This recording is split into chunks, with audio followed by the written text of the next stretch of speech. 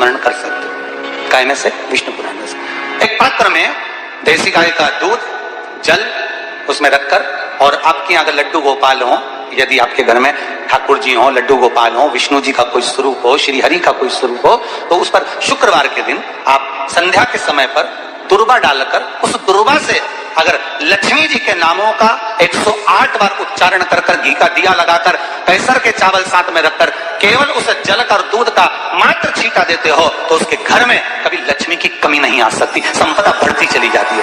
108 बार लक्ष्मी के नाम का मात्र उच्चारण कर लेने पर, भगवान विष्णु के चरणारविंद पर, भगवान विष्णु के चरणों पर केवल उस दुर्वा का, जल का, दूध का सिंचन कर देने से भी लक्ष्मी की वृद्धि होती है। का शरीर प्राप्त कर लेना या मिल जाना सरल हो सकता, पर उस मानव शरीर में भगवान का भजन हो पाना, भगवान की अविरल भक्ति को धारण कर पाना, शिव नाम को जप पाना थोड़ा कठिन।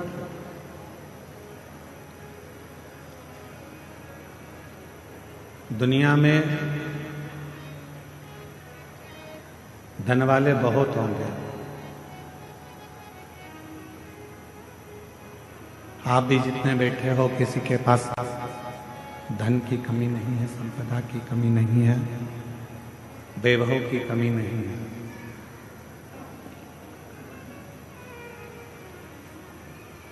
दुनिया में गाड़ी वाले भी बहुत सारे होंगे जिनके पास गाड़ियां होंगी।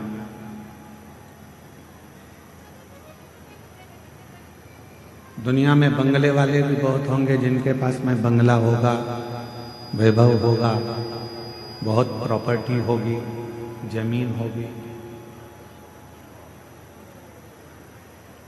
गाड़ी वाले, रिक्शे वाले, धन वाले, संपदा वाले, वैभव वाले, बंगले वाले, जमीन वाले ढेरों होंगे, पर इस संपूर्ण दुनिया में पुण्य वाले बहुत कम होंगे, जिनके पास पुण्य होगा।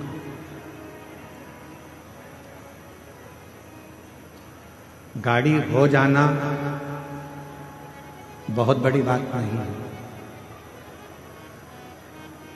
बंगला हो जाना बहुत बड़ी बात नहीं है,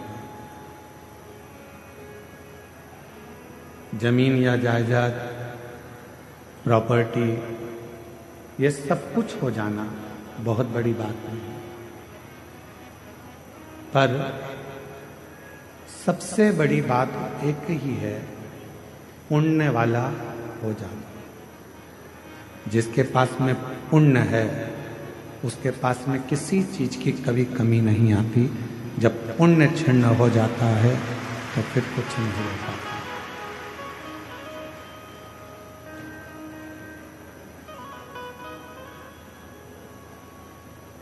दुनिया की दृष्टि में लगता है कि जितने लोग कथा में आकर बैठे हैं,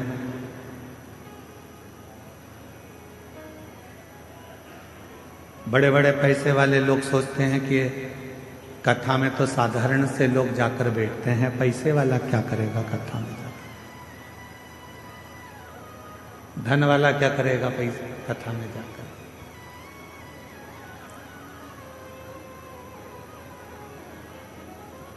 खूब गाड़ी के मालिक सोचते हैं कि हमारे पास में इतनी गाड़ी है तो हम कथा में जाकर क्या करें। जिनके पास ढेरों जमीन है वो भी यही सोचते हैं कि हम कथा में जाकर क्या करें। पर उन्हें कौन समझाए, तुम्हारे पास में गाड़ी तो बहुत है, बंगले बहुत हैं, सत्ता और वैभव बहुत है, पर तुम्हारे पास में पुण्य नहीं है, इसलिए तुम कथा तक नहीं पहुंच पाए।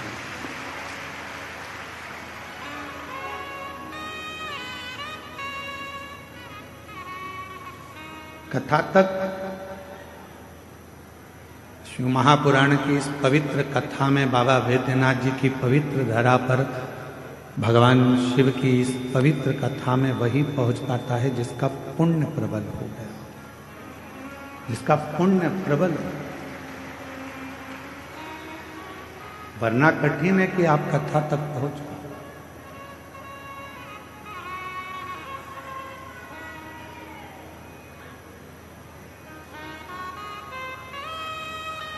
आप सबके पास में, सबके घर में ओढ़ने के लिए कम्बल भी है और बिछाने के लिए गादी भी है। बोलो है कि नहीं है? जम के बोलो, है ना?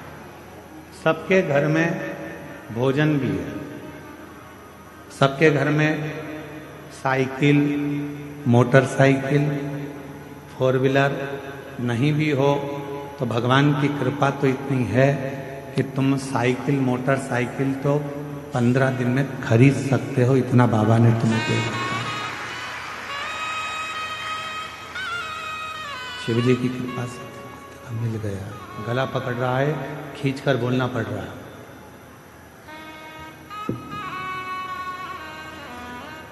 पंद्रह दिन में तुम मोटरसाइकिल भी खरीद सकते हो, वैभव भी तुम्हारे घर में सब है, गादी भी है, ओढ़ने का भी है, तकिया भी है, भोजन भी है, सब कुछ है।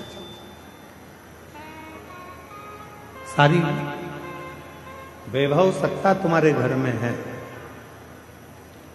इसके बाद भी आप शिव महापुराण की कथा में एक दरी पर, चटाई पर सो रहे हो, चद्दर ओढ़ रहे हो, कम्बल ओढ़ रहे हो, पत्थर नीचे से गड़ रहे हैं, भोजन मिला वो तुमने पा लिया, बैठकर भजन करा, स्मरण करा, तो क्या तुम्हारे घर में कोई चीज की कमी है क्या?